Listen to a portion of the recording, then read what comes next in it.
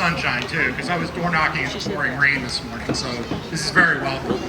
I wanted to take a minute. I think this is a great opportunity for all of us, really. We get a chance to mix and mingle and meet candidates, and the purpose of this is really to ask ourselves two things of every candidate. One is, does this person think the way that I think? And the second is, can I trust this person to make the best decisions possible in the interests of the people of Sumner County? So I want to talk to you about Sumner County. First of all, as by way of introduction, my name is Len Silverman, and I am a conservative Republican. I'm pro-life. I plan to vote yes on Proposition 1, which is coming up in November, and I hope you all will too. I am pro-Second Amendment. I think we have a constitutional right to keep and bear arms.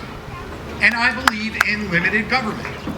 I still, and I've said this before, I still scratch my head about the model that we've come up with, where we take a lot of our hard-earned money and we send it up to Washington, D.C., and they take a part of it and they send it to Tennessee, and then they take a part of it and they send it into our local community.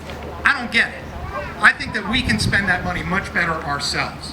Now, having said that, there are very practical things that our state does for us. So one of the things I'm really concerned about right now, for instance, I don't know how many of you are familiar with this, but the Federal Highway Trust Fund is going to be completely out of money in August. Okay? We're talking about 1 month away.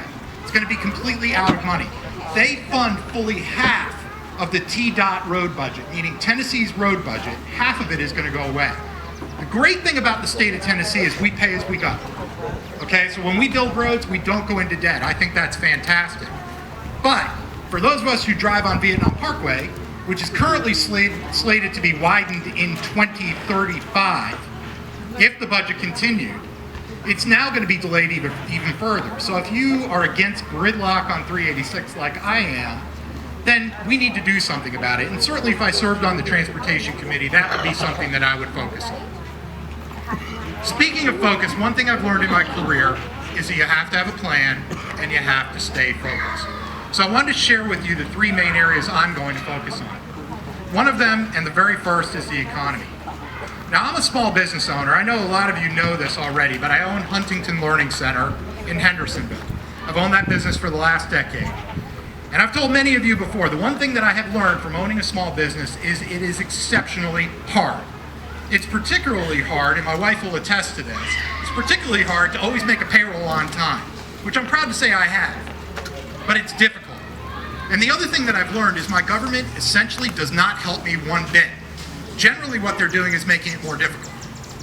So what we have to continue to focus on is keeping our taxes low and reducing and getting rid of silly regulations that prevent businesses from growing, because at the end of the day, it's business that creates jobs. Jobs and increased revenue through businesses is what funnels money into the state budget. So as long as businesses are continuing to grow, it's going to cost us less as individuals to keep the state budget growing. And hopefully we won't run across another budget shortfall like we had this year, because who suffered? The teachers. The teachers were expecting a 3% raise that they never got. So that brings me to my second point, which is education. In my business, I work with hundreds and hundreds of Sumner County families. And I gotta say, one of the things I'm really the most excited about when I door knock is running into these families of kids I haven't seen. I mean, some of them are making me feel really old. I had one boy who was in second grade, now he's gonna be 16, so that's a little scary. But getting to see these families, I know that those children were struggling in school. They were having a hard time. And I also know that only 18% of our graduating high school seniors are right now graduating career and college ready. 18%. So we as a state are doing much better, but we have a long way to go. And we have got to keep helping our students and not forget this is about kids.